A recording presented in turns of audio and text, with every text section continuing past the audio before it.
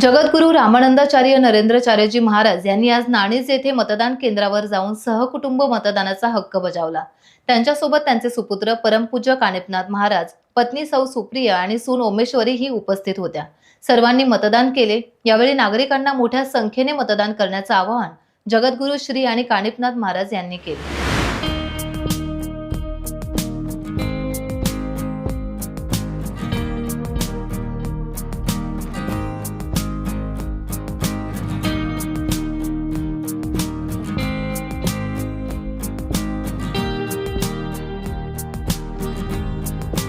आज 20 नोव्हेंबर आहे आणि महाराष्ट्राचं संपूर्ण महाराष्ट्राचं विधानसभेची निवडणूक आहे। आम्ही आमचं स्वतःचं बहुमोल मत बजावून आलेलं आहोत आणि आपल्याला महाराष्ट्रातील सर्व मतदारांना आम्ही या माध्यमातून आवाहन करत आहोत की लोकशाहीनं दिलेला आपल्याला जो अधिकार आहे मतदानाचा, तो आपण सगळ्यांनी बजावला पाहिजे।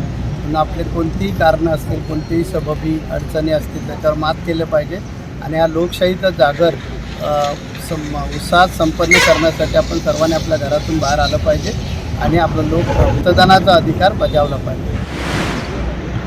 भारत देशामध्ये जी लोकशाहीने आपल्याला अधिकार दिलेला आहे, या लोकशाहीचा अधिकाराचा आपण प्रत्येक नागरिकाने उपयोग केला पाहिजे।